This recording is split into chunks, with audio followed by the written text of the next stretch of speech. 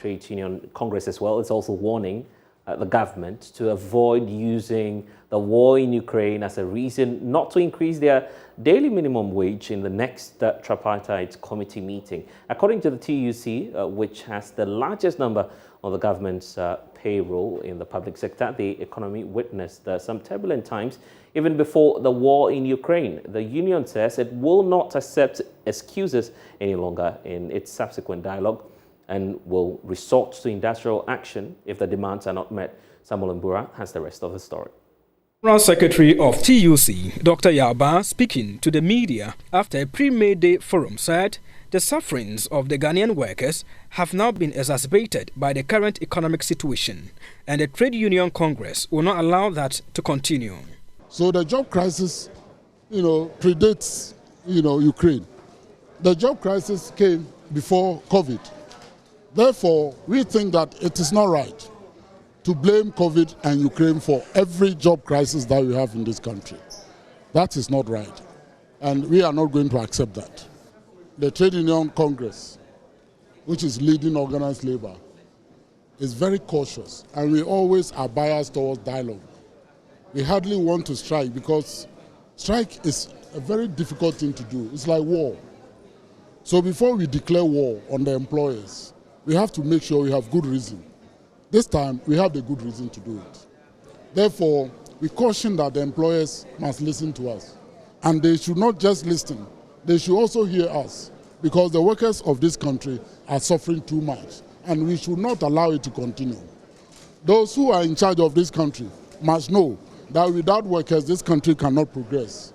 He claimed that there are attempts by the government in the next tripartite committee's meeting not to increase the daily minimum wage. He said this would be resisted. We have the National Tripartite Committee.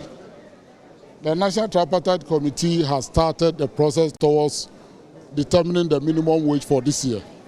For us, that is a do and die. We are going to make sure that minimum wage for workers for this year should not be below inflation. And this will be extended to public sector workers as well. So there's a battle ahead of us.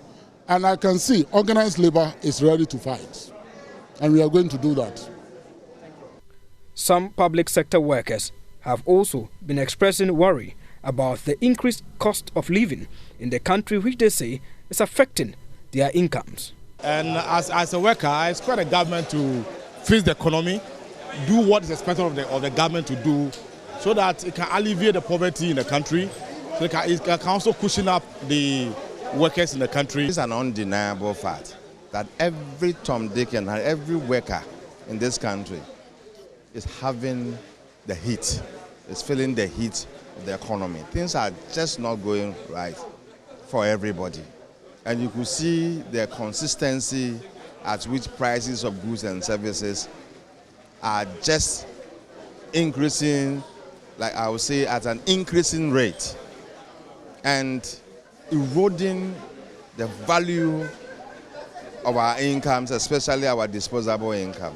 The reality is that they should go back and then treat workers to be happy and work. That's what I can say for government too. We are telling the government that workers, we are not happy. This thing is killing us softly. We are not happy.